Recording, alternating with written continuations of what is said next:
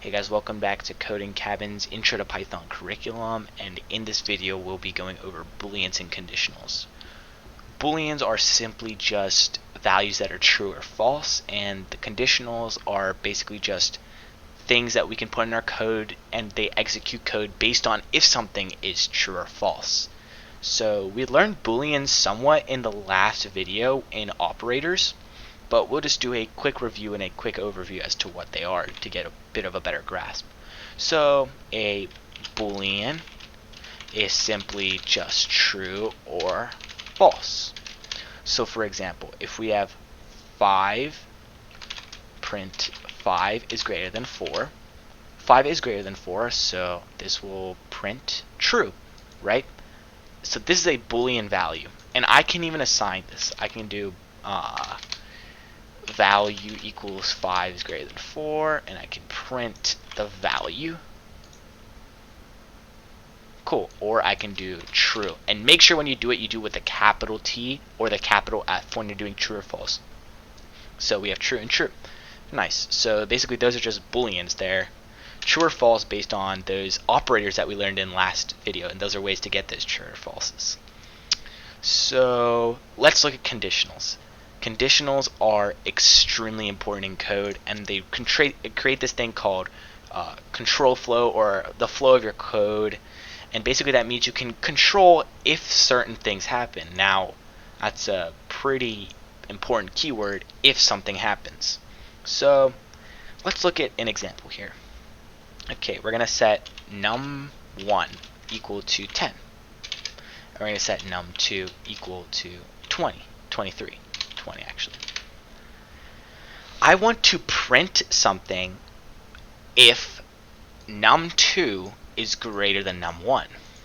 So what I can do is if num2 is, oh, I didn't mean to run that, but if num2 is greater than num1, and I have to put a colon here, press enter, and this indent is what in Python the computer can tell that if something is inside of the if. Print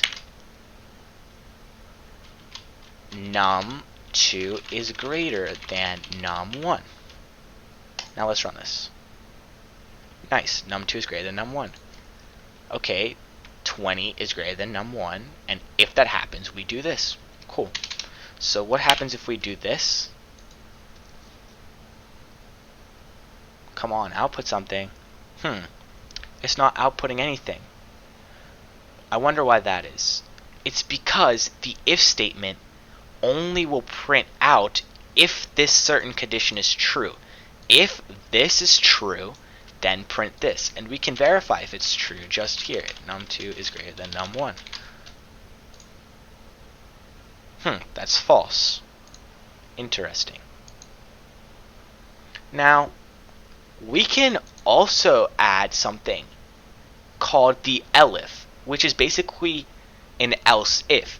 So what an elif is I go outside of the indent here, and I can go elif, and I can put in another parameter. So elif num2 is equal to num1. Actually, if num2 is less than num1, print num2 is less than num1. Not mum1, num1. Alright, cool. So what this is saying is that if this is true, it does this, and then it won't go to the elif. However, if this is false, it will go to the elif, and if this is true, it will print this. So let's see what happens. Alright, cool. Num2 is less than num1. Nice. Now, let me switch up the numbers real quick. Let me do 11. What should print? Nice, num2 is greater than num1. So this will execute first. If this isn't true, then it will go to the elif. Only reaches this point if the original if is not true or does not execute. So that's what an elif is. So, what if I just want to have a parameter that covers every other situation? Well, I can do that by using the else. Once again, we're outside of the indent here. We're outside the indent. Else, then we put a colon, and we could say print num2 is equal to num1. Only because I know that this is the only other option. So if these two are equal, let's see what happens. Only this one prints, because this happens if both the previous aren't true.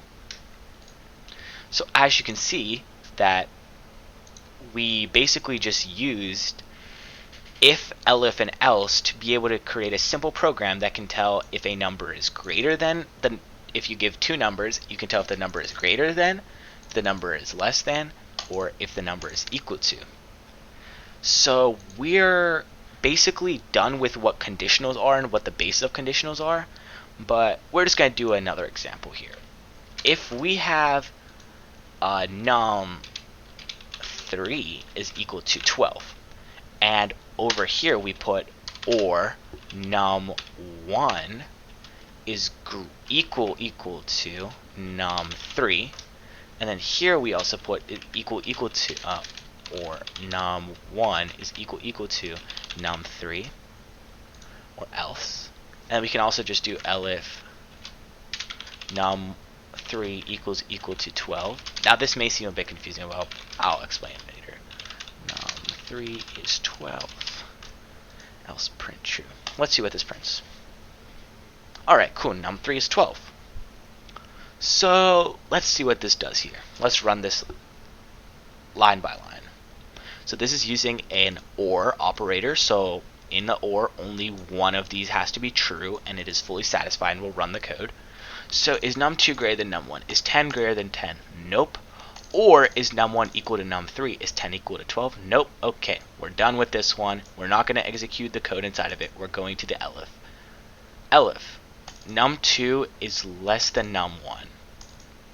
Alright, is 10 less than 12? 10? No. Or is 10 equal to 12? No. So we're done with this. We're not going to execute it here. Is num3 equal to 12? Yes. We're going to print num3 is 12. Since this printed, we do not go on to this else. This else is skipped over, and we will just go down here and we can print skipped. Cool.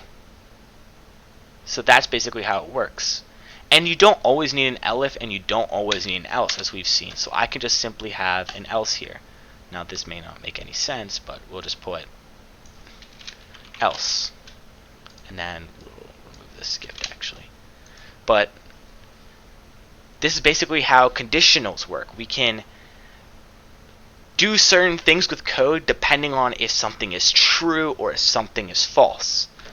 And we've used our OR operators in here, so this is using a lot of the stuff that we learned from last lesson combined with this lesson to teach new coding concepts. And as you can see, as we progress through these, we will be building upon previous concepts to give you better enrichment on those ideas, and because they are a necessity and really important for you to learn these basic fundamental parts of coding.